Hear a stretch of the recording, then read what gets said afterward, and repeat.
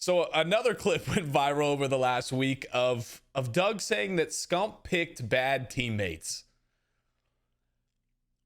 This is kind of a two-part question. Thoughts on that, and then are there other players that you think never had the right teammates and would have had different careers if they had different teammates? I think Doug is faded. Scump was on a dynasty roster. No, he's talking and about he said CDO only. Modern Warfare, Cold War, Vanguard. Yeah. And Modern Warfare 2. Well, no, but I'm saying, in the CDO only? Yeah, that was Doug's point. Let me look at this. He had Arcitys, Formal, Prestini, Gunless, right? Envoy. Yeah. And that was Or coming Envoy? off of Black Ops 4. Nah, that's not a bad team. Then after MW, who did he have? What was the next game? Was it Cold War? Formal, Dashy, Envoy. Sounds right.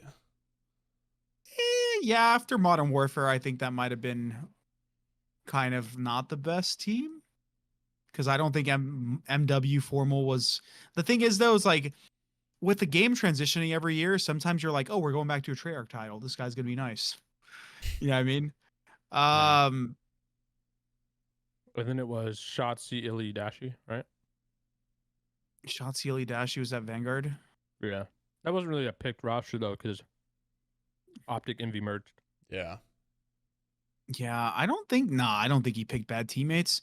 Like, looking at the other people he could have played with, I don't really see very many people that he could have potentially like went after. Everyone else that you would have probably picked up is just hindsight. It's like, wow, that kid was going to be good.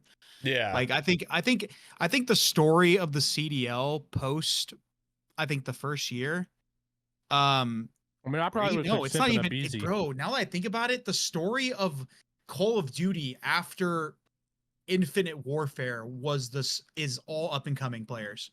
Every year you had players that made significant impacts on teams, and I think like rookie. Not World War II. No, after BO4. You said after Infinite Warfare. Oh wait, forgot about World War II. Sorry, I forgot about the game. My bad. Well, After World War II. But even World War II was mainly just Simp and aBeZy. Like, I would say the start of the CDL has been that. Yeah, but basically Simp and aBeZy, right? Those came guys were out anomalies, after World War II and were absurd. On that United roster. And then the next year you had MW, you had again Simp and aBeZy were good, but it was Shotzzy and iLLeY, Huke, you had Pharaoh, Awakening, like all these players came into the CDL in the Call of Duty era and made significant impacts. So these are like, OpTic is one of those teams, Scump is one of those players that's going to get that roster that he wants prior to the game coming out, right? And no one could have anticipated that some of these players would be good until later in the season, right? So I don't think he picked the bad teammates. I think he picked really good teammates, but then like other people made moves later in the season or picked better in the end. Like, and I don't think that's anything wrong with that. I mean, that's just that's how shit goes, right? I think Doug's point was more like, because Seth could get any player he wanted, which is probably true with the OpTic backing, like he could probably have any player he ever wanted at any time, is that he picked talented players and the best players, but he didn't necessarily make the best teams. And we've seen that before, where like you can stack a group of really talented guys on a roster, but they don't necessarily make the best team. Especially, it's tough too because we went from 5v5 to 4v4, which is always, I can't believe we ever went 5v5. But I think that was more Doug's point, was just like putting together rosters of super talented players that didn't necessarily mesh together, and that's why they didn't get that many championships. Because, I mean, aside from the Vanguard win, right? OpTic has no championships in the CDL, correct? Am I faded for that? No, they won one thing in Modern Warfare 2019. Not a tournament though. They won like a 8-team like. That was a tournament though at the time. It was a Chicago home series. FaZe wasn't there. Like oh, you're right. True. Like those Modern Warfare tournaments don't count. I'm sorry. I don't care who you're a fan of. I they don't count.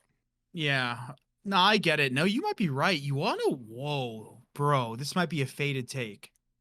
because I know a lot of people are fans. Also, hold on. Also, real quick, they didn't win any in World War II, and they only won the opener in BO4, right? Yeah. So since the end of the dynasty run in 2017, which was 5.5 years ago, they really only have 2 wins, which is crazy to think about. Bro, you want what's nuts? Two tournament wins. Wait, no. Almost 6 years. That's and this crazy. this isn't a shot at Scump. This isn't even a shot at the other player I'm going to mention. This is just the fact that none of these players are actual leaders, and that like can like lead a team.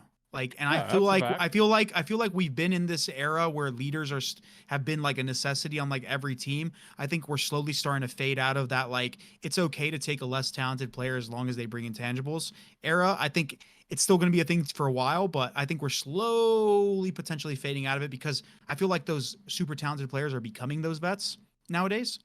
But I think Scump's biggest mistake, at least in terms of just having individual success, was playing with Formal towards the tail end of his career and not sticking with somebody like Clay or Crim or probably Clay or Crim. Just like the best Slayer, but not the best leader. Yes. And that's not because I don't think Formal was good. I just think that in essence, they were very similar players, but in opposite roles. I think Scump is what Scump is for a sub, while Formal is what Scump would be for an AR. And in reverse, you said like that super ridiculous. I don't know how to explain it, but you get what I'm trying to say. I'm stupid. A sub Slayer and an AR Slayer. They're the same player in 2 different roles, bro. I feel like they're the same They're the same. They're just player great at getting kills. That's what they are. They're in 2 different roles. Amazing at getting kills. I don't disagree with your point. And I think too, when we look at the roster building, how a lot of teams build rosters is like the leader is the quote unquote leader is very much a part of that roster building. And for OpTic, like Seth is that leader in roster building, but Seth is not the leader in game. Never has been, never will be. That's never been his role by any means.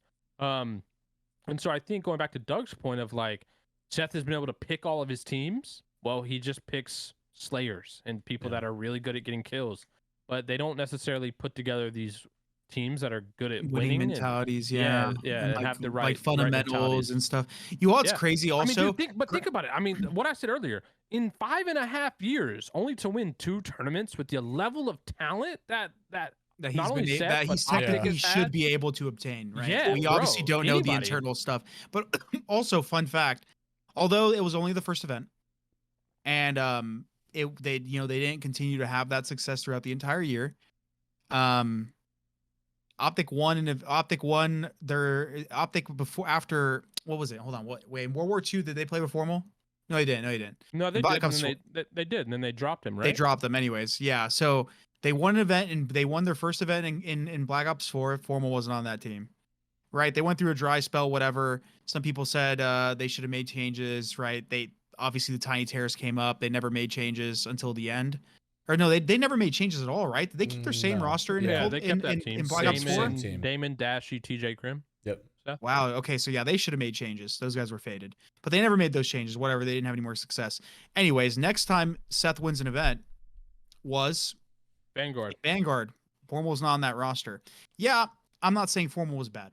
That's not what I'm trying to say. I think Formal was a great player. Winning, he was obviously capable of fucking winning.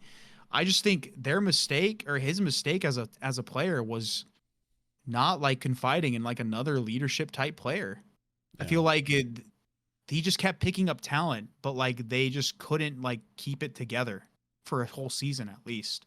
Now, you mentioned that like obviously these teams they'll pick up players in the off season before a game's released, and this kind of just goes to like the team building process in general. When you have a team that's newly formed and you have people that you bring in that you've never played with, is like what's the process like about like finding out if you really like vibe with those people? Because obviously like there's good players in the league, sometimes people play 8s and stuff together, so they kind of are friends or know their personalities. Like how much pre-thought goes into like the teamwork and how you like gel with new teammates before the roster's actually like locked in? or is it kind of because like you have the honeymoon stage as well? It's mega impossible, bro. It's mega impossible to figure out because the people don't realize it, but like your environment as like friends and your environment in like pickup games or anything like that is so different from actually being in an environment where you're trying to win. Because like in an environment where you're just fucking around, like if you lose something or you just like troll, right? You just laugh it off, your boys. Yeah. But if you're in an environment where like you actually need to perform and win, if your boy does some stupid shit that he did in those 8s, he does it in a scrim, in a match, like those relationships can get strained very quickly. I don't think there's anything you can really do prior to it. At the very least, like maybe if you've played with them before, like I know there's some people that reunite in, you know, in the future that have played in the past. Or if you've at least played together, but like for example, the lower end teams, bro, I feel like none of these people have ever played together. They just like squad up. But like at least at the top end, like there's been some sort of relationship there for a bit. But I don't think there's anything that players can really do. And I feel like the environment is completely different than actual like, or like an actual match or like a scrim is a completely different environment than just hanging out with your boys. I feel like that's where the product of the friendship league comes in. Everyone's like, oh, these guys are, you know, friends, and then they squat up and they're dog shit. It happens all the time. You're not wrong.